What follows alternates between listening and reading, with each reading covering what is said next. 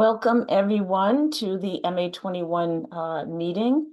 Today's agenda, we're going to be covering these topics that you see right there on the screen. I'll just go ahead and give a quick welcome and give you some updates, and then we'll move on to updates related to DDS, and then we will go ahead and move on to the presentation that Ed Underwood will give on equivalent budgets. And then we'll stop the recording as we get into the questions and open dialogue. So the work of MA21 has been in existence for many years. The focus has always been on protecting the right of people with disabilities to self-direct their lives. And through its efforts, the Real Lives Law was passed in 2014. It's extremely important that we read the Real Lives Law. We stress this every time we meet. We must be familiar so that we understand the self-direction model and be able to advocate effectively. I always like to say that knowledge is power. MA21 is a partnership of self-advocates, family members, other stakeholders, and disability advocacy organizations listed as you see here on the screen. So what is the self-direction service model? Here we share a definition that is provided by DDS, and you can take, we're going to share, by the way, I want to just say that we will share the slides, and I'm going to go ahead and put it in chat, a link where you can get a copy of the slides, but it will be good for you to read that definition. And then here, just want to share on the MA21 website, one of my favorite websites, has a wealth of information, a lot of great information in the document library. You will also find a number of helpful resources. But here on the website, you can also register for the meetings that are scheduled for next year. At the close of our meeting today, you will be able to go onto the website and register for all of the meetings. The link will be available to us again at the close of the meeting.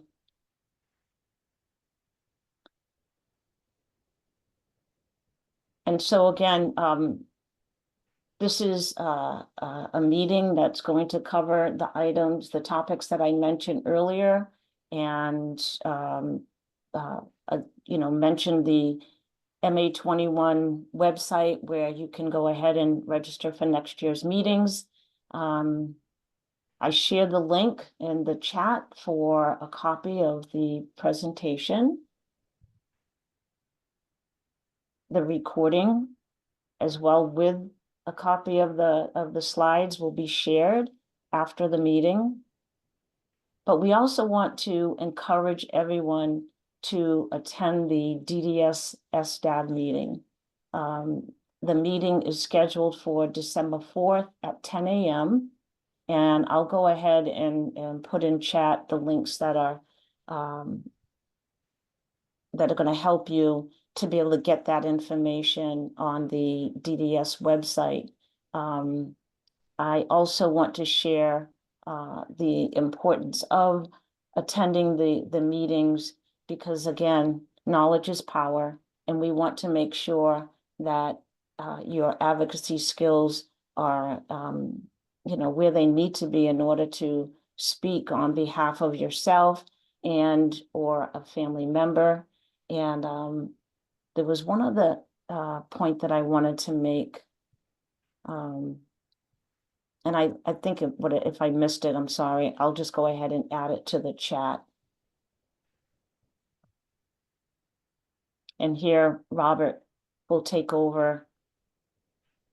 Yes, good afternoon. This is Robert Beckett. And So just briefly, I think that most of the people on the audience will know that the regulations, DDS regulations required by the Real Lives Law passed in 2014 have now been officially published, October 25th of 2024. That's after history where, although the Real Lives Law required regulations to be issued by DDS in 2014, the very first ones that were ever proposed in October of 2022 were withdrawn after many adverse comments. And then almost 2 years later, they were reissued in May of 2024. And then they've now been published. I think that the use of the words that the regulations now published were scaled down from October of 2022 and kind of less harmful. But I also think overall our view is that the regulations did little to advance implementation of Real Lives Law. The one significant change from the May 2024 proposed regulations that DDS did change, and in response to many comments, was that it eliminated the fact that the department shall set the budgets equivalent to the traditional cost of services. That's under the Real Lives Law, and that's required. They had added in the May 2024 the proposed regulations, but not exceeding, and they did take that out. Just basically, it wasn't necessary. It wasn't part of the definition of the Real Lives Law, and so they did take that out. We're now really in the stage where the regulations now allow for there to be further policies and guidelines. I'm focused primarily on policies because that's just right underneath regulations and has to go through significant DDS internal procedures to develop the policies. Right now, to my knowledge, there are no policies under the Real Lives Law, and the regulations should provide us a opportunity to improve on advancing the implementation of the Real Lives Law. I would say that some of the good features of the regulations as published and different than October of 2022 regs is that the regulations now as published remove a lot of what were onerous responsibilities of individuals who wanted to participate in self-determination, and which were not part of the Real Lives Law responsibilities. So that's good, much easier. And these regulations came out to say that all adults who are eligible for DDS services have the right to participate in self-determination. So that was certainly a positive. Another positive was that the regulations as adopted now state that the DDS shall ensure that the budget is equivalent to the traditional cost of services. And as I've stated earlier, they removed the cannot exceed language. The another positive feature of the regs as adopted and different from October of 2022 is we now have the independent facilitator qualifications in the regulations. So under independent facilitators on the third bullet point there, according to the subcommittee that met on in November, working on the independent facilitator subcommittee of the Self-Determination Advisory Board, SDAB, DDS plans to publish a request for qualifications by December, and they're working on a training curriculum for independent facilitators. That should be one of the main topics of the Self-Determination Advisory Board meeting on December 4th that Diane referenced, and I would encourage everybody to go there, not only for discussion of the movement from the regulations to now policies, but also for specific discussions of independent facilitators. Going back up to bullet point number 2, this is just for people's knowledge and for those who are in self-determination, self-direction through the participant-directed model. Individuals will know we've been dealing with the public-private or PPL as the fiscal intermediary for many years. That's now moving to Acumen as of, I believe, sometime before the end of the year. And one of the significant aspects of that will be that for the employer-employee model, the electronic visit verification system that the Center for Medicare and Medicaid Studies has attempted to implement throughout the country will be part of the new timesheet process. So keep an eye out on the new forms from Acumen and also for an understanding of what's required under the electronic visit verification method. And then last on bullet point is, as far as we know, the last word was that there's an interim acting director for DDS, Sarah Peterson, who was an attorney as counsel for DDS. And the last we understood in August was that there was going to be a national search for a new DDS commissioner. But that's all we know at this point in time, as far as I know. Thank you, Robert. I'm going to just quickly address Linda Lawn's question from the chat, which is where can you find an independent facilitator? And that's been one of our points, is that DDS has kind of denied us independent facilitators for 10 years since the passage of the law. So their request for qualifications will be how people apply to become an independent facilitator. And ultimately, DDS should be publishing a directory of people who have jumped through the hoops they need to jump through. On that note, most of the questions in the chat, if they pop up there, we'll probably keep to the end, to the open discussion period. Diane might pipe in during my discussion if she sees one that's particularly pertinent that I really should have covered on a slide but didn't. But most of the discussion we will keep to the end. Also in the chat, let's see, I'm going to go one slide here. Diane provided the link to the Google Drive. That will bring you to the PDF of this presentation. We'll also provide a link to this in some of the follow-up emails. Katerina, hopefully you're listening to that. This resource that you'll have access to afterwards, all of the links that are in here should be live links. So the link to the SDAB page, the link to the regulations. So there's a ton of resources, fairly deep in this that you'll have access to. I want to make sure folks are aware of that. If you're on your computer and can juggle it, you're welcome to download the PDF now if that helps. Otherwise, as I said, the link will also be provided as a follow-up to this meeting. Also seeing, I saw a number of people saying they couldn't quite hear Robert. If one or two people could just give me acknowledgement in the chat, are you hearing me okay?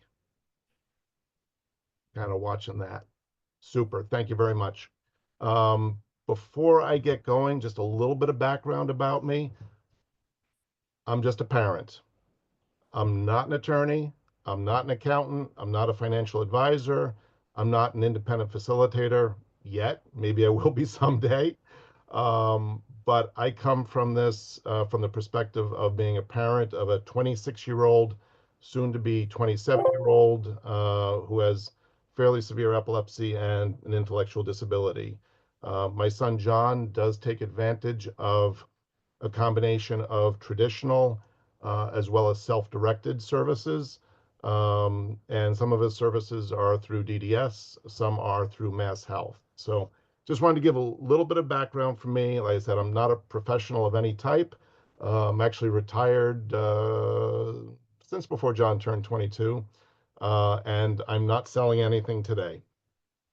So with that, um, just to bring us back to the foundation of our discussion today, the 2014 Real Lives Law, this is an excerpt from that that says the department, in administering self-determination, shall ensure that the value of the participant's individual budget is equivalent to the amount the department would have spent providing services, supports, goods to the participant if the participant had chosen to receive services, supports, and goods through a traditional service model supported by the department. So maybe that's simple in concept. It means that whatever DDS would have spent sending son or daughter to a traditional program, that's how much money that you should have for self-direction. Again, all the links in here, when you get access to the PDF, will be linked live, so that can take you right to the law. So simple concept, but the question is, how does someone know the amount the department would have spent providing those services through traditional measures? So, as you're talking with DDS, if you're going down the self-directed path, if you're trying to have some idea of what you think, the budget should be, hopefully the material we'll go through today will help you understand a little bit more about a um, common setup for traditional services, that might give you a frame of reference, a starting point. Just another, as Diane said earlier, knowledge is power. Something else that that will helpfully improve your ability to work and negotiate with DDS. So I want to go back a little bit, just a little bit of history. A couple of years ago, in 2021, so 3-4 years ago, DDS contracted with an organization called HSRI, that's actually based up in Cambridge or Arlington. It's Human Services Research Institute, I believe. And they contracted with HSRI for a couple of different things. HSRI was doing periodic reviews of the self-directed program, and I believe those may be out at the SDAB website. So it's interesting to look at those and see what critiques they've had of the program to date. But one of the pieces of that contract was for HSRI to help DDS develop a budget allocation process. In other words, how do they decide how much money each individual should get? And that budget allocation process, again, should really be the same whether you're getting traditional services or self-directed services.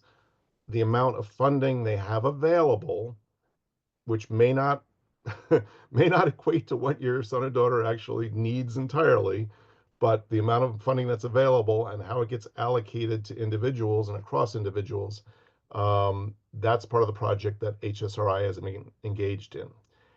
And for me, when I looked at, again, this is the link back to the SDAB website. These are links to the presentations. I'll click on one just so you can see what happens.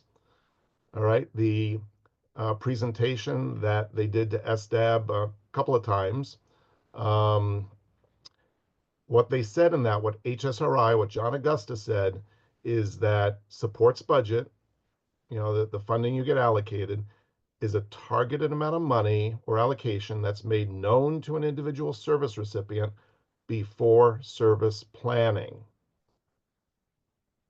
We all know that's not what DDS does. It's a strong recommendation from HSRI about how things should work. We will see what ends up happening down the road, but it's important for you all to know this kind of background and information. Now, looking ahead a few years from now, right now DDS is working on a project to implement the SIS-A, the Supports Intensity Scale adult version, which, if you want to know the background of that, once you have the PDF, just click there. That is intended to be, it's a very robust assessment. They're going through some piloting of that right now. If you're interested in participating, I know DDS is looking for additional people to get their 500 sample. That can be used then for HSRI to build the budget allocation process on.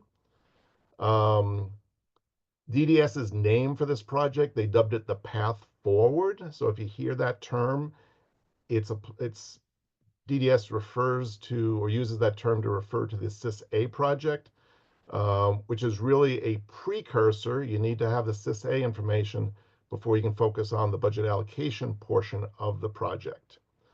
I had to go back and look at some of this information. You know, we probably all heard about the mass cap and the ICAP and all those different pieces.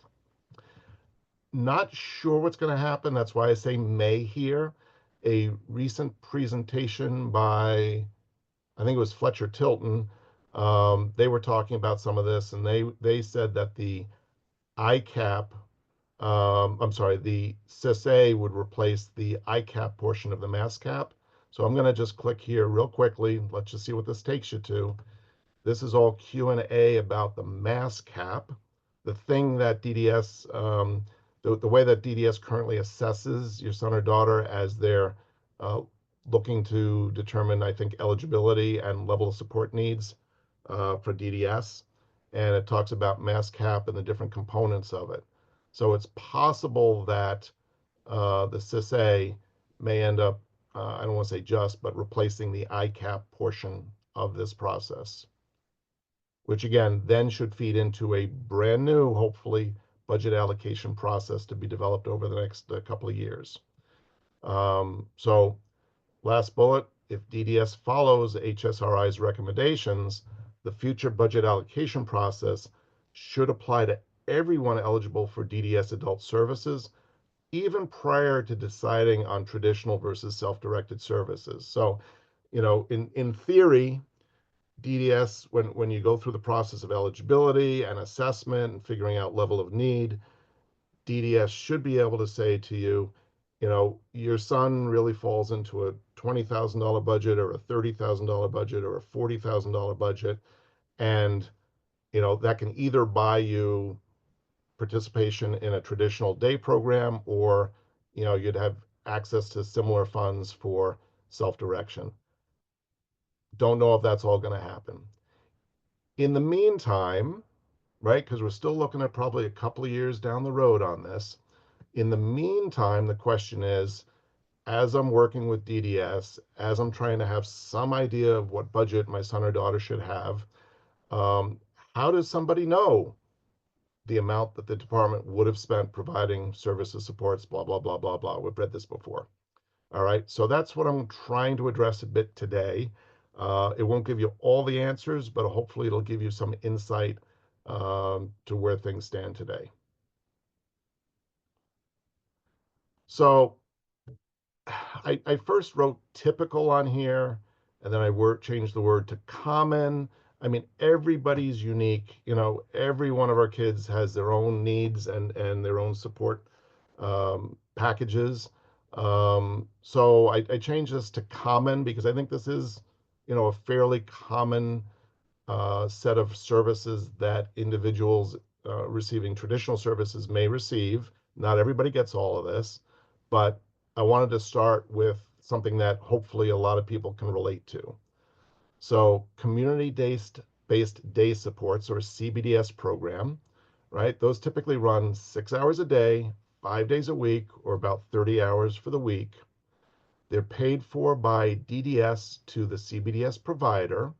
What the rate that DDS pays varies significantly by participant. We will get to that. And you'll see how wide that can range, although they probably tend to, just like a bell curve, you know, the 80% is right in the middle somewhere. This is a very important component of knowing what DDS may be spending for your son or daughter in traditional services. If they're, you know, need relatively low level of support in the program, it's going to be a lesser amount of money. If they need a high level of support, it can be a lot more money. And then, honestly, I don't know how common this is or isn't. I know most of my son's friends do get transportation to their CBDS program. And this is a little bit of a guess on our part, but probably can range from $3,000 to $10,000 a year. So as you're looking at what an equivalent amount the department might have spent, that's something to keep in mind. And then the third part of this, which I think applies only to individuals who are living at home still, there can also be flexible funding through family support centers, not to be confused with flexible funding under self-direction.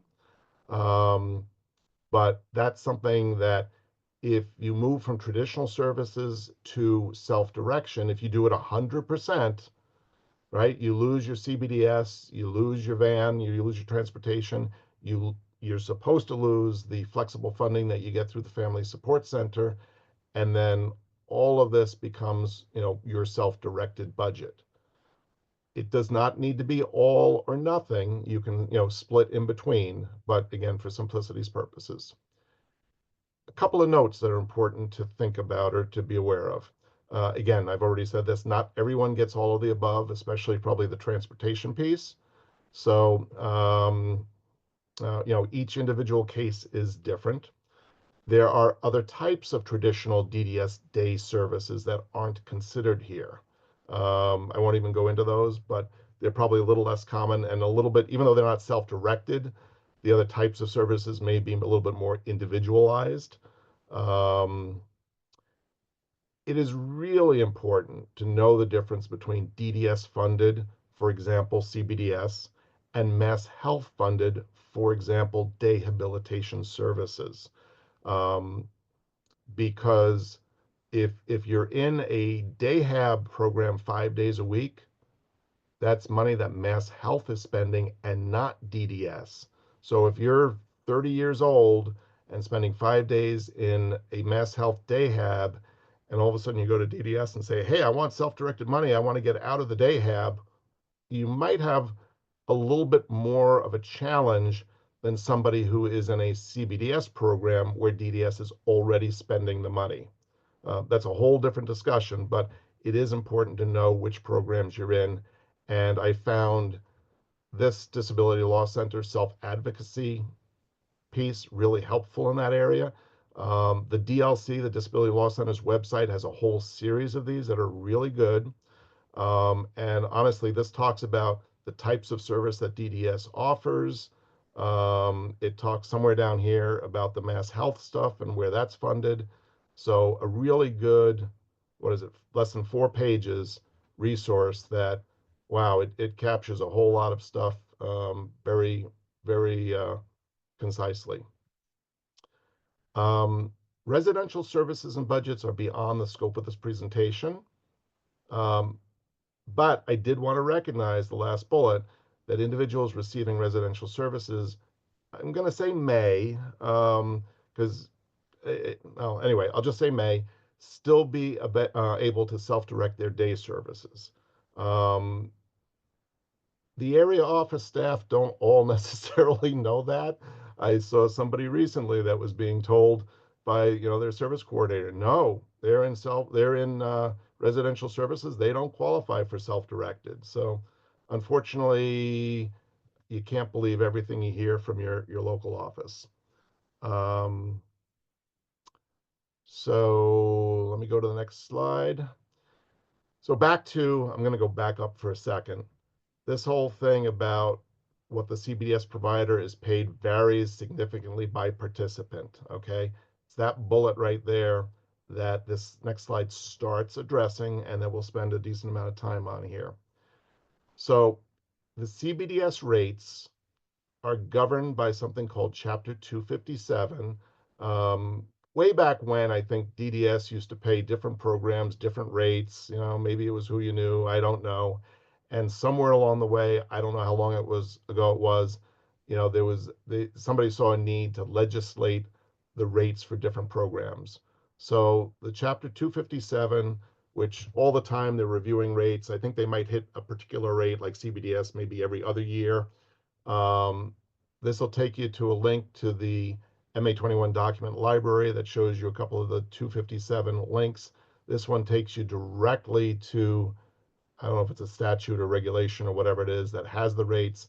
This is a print screen right out of that. Okay, so that's where I found this information. So the approved rates, and before you get too excited about some of this, some of these are truly outliers and very few people qualify probably for the upper levels of rates. But the rates are based on what DDS calls an intensity level. Okay, so if you've got kids going to Barbara, thank you for Barbara L'Italian in the chat posted the DLC website. Thank you for doing that. I hope you appreciated the plug. So there are a number of different rates. Probably most individuals are gonna, I'm just guessing, be in the BCD level of rates. What I've done here in the red is simply take these rates, which are per 15 minutes, multiply it out by the 30 hours a week, 50 weeks a year. So they don't do 52 weeks a year, they figure it based on 50. And if the individual attended all 50 weeks, 6 hours a day, 5 days a week, this is what the math tells you. In reality, DDS only pays the CBDS program based on actual services provided or utilization. So if somebody misses a day of CBDS, the program doesn't get paid for that day. It's hard to tell how that translates into a self-directed budget. I would certainly start with the 30 hours a week, 50 weeks a year number that's appropriate to the individual. But recognize that DDS may be saying, but we don't really pay that if they don't go for all that time. Moving on. So then the big question is, okay, we have this whole matrix that maps to different rates. Well, how is the CBDS intensity level determined? Okay, so this takes you to the program itself, the CBDS program, the day program, when they're considering taking on a new person, and they probably never tell you about this, but they actually complete and score what DDS calls a CDAT. It's a community day assessment tool. I'm going to show it to you for a little bit here, and it's got a number of different areas that the individual gets rated and scored in. I'm not going to spend any time trying to educate you about this because you will have the link. You can go look at this. You can go figure it out. But ultimately, the scores all get totaled up. And then for a couple of these, like the level A and the level 1, if I go back to this again, those are the I guess level I, sorry. Those are the higher rates that if somebody were to qualify for those, there's additional justification or assessments that need to be completed. I hate to say this, the reality sometimes is that the CBDS programs may not even want an individual who requires those level of supports. So, it's challenging to figure out, well, if they can't get into a CBDS program, what relevance does the CBDS rate have? The individuals who, my son was one that, the CBDS program said, nope, he's not compliant enough. We're not going to accept him. Don't care what his CDAT is. We're not even going to take him. The folks that aren't allowed into a CBDS program may be some of the individuals where it's worth looking closely at these items. If your son or daughter is in a CBDS program, and if you're thinking about moving to self-direction, depending on your relationship with that program, it might be worth asking if they would share the CDAT assessment, or maybe ask DDS directly. Let them know you've got knowledge. If they haven't been in a CBS program, this is not rocket science, honestly, and you know your kid better than anybody else. Take a look at this assessment tool and score your kid and see where you think they come out, and then go back to this, and that gives you some really good information. So then there is another document that takes the different levels and basically says, if your CDAT score is 12 or below, you're a D. If you're a 13 to 17, you're a C. Okay, so this gets you from the score to the intensity level which is essentially the pay rate. It's important to also note in here, can be adjusted, I'll do this one, can be adjusted up or down with the approval of the area director. So that comes back to, and I've said that right here, DDS reviews the CDAT that the CBDS program completed and looks at the requested intensity level pay rate. There can be negotiations between the program and DDS. And again, what I just showed you on that other form, DDS has some discretion to bump things up or down, because sometimes a tool is just as good as the tool is. And sometimes you need to step back and say, is that right? The right answer? Or isn't it the right answer? Kelly, I have no idea. I think I might be intense. Let's see if we have, I don't know if this tells us at all. Intensive, there we go. I is intensive, and I don't know what the W might be wraparound, or I'm totally guessing on that. So sorry, Kelly, I just happened to see your question, and I don't know the answer to that, but it's a good question.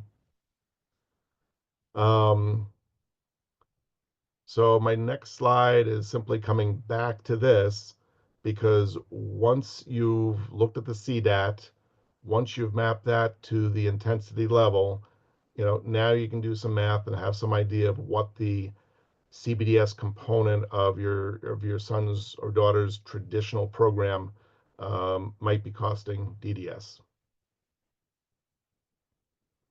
And that actually brings me, what time is it? 2:09. It actually brings me pretty close to the end of my presentation, because I wanted to come back around and say, even though in theory, based on whether it's the CISA or the current MCAS stuff or the CDAT, even though in theory, the needs assessment comes up front, DDS should be able to say to you, okay, based on all of this, we think your son's self-directed, or again, equivalent traditional or self-directed budget ought to be in the $20,000, $30,000, $40,000 range. If they up front came to you and said, you've got $30,000, now tell me what you want to do with that for self-direction, life would be a lot simpler. The reality in today's world, the bottom of this, is that they kind of want you to do some of your service planning first. So if you're looking for, especially if you're coming from scratch, right? If you're either turning 22 or if you're new to DDS services, having a written plan on how you want to use the funding is kind of a bargaining chip, right? And sometimes the way it works in reality today is you go and you say, I want to do these things. DDS may come back to you and say, yep, we can fund that. Or in our case, our transition coordinator at age 22, just prior to 22, boy, they were telling us to add things to what we want to do with self-direction, and told us things were reasonable. A week before he turned 22, we were told that we had a budget that was about 50% of what we had led to believe was reasonable. So unfortunately, there can be surprises.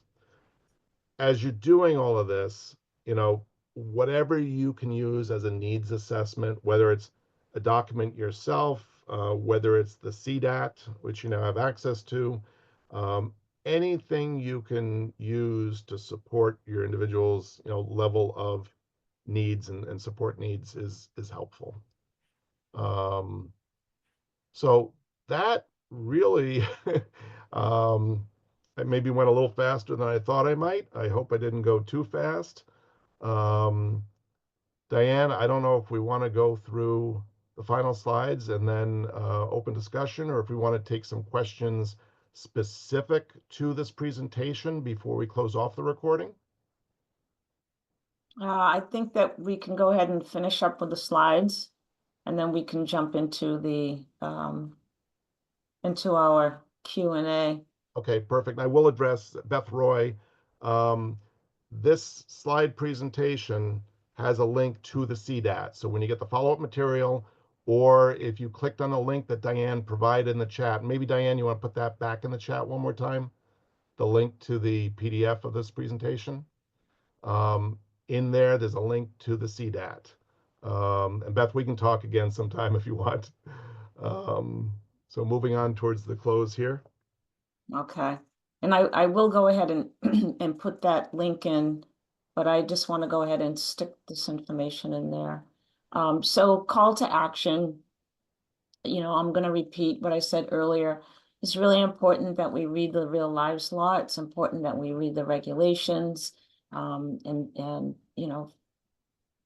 understand what it means.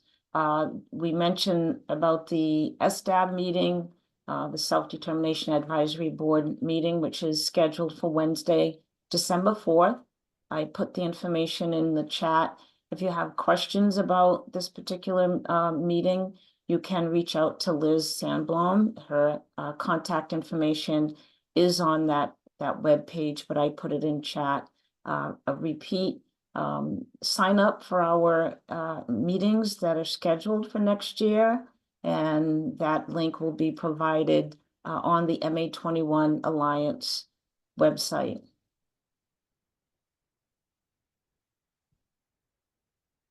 The actual date for our next meeting is Tuesday, January 21st.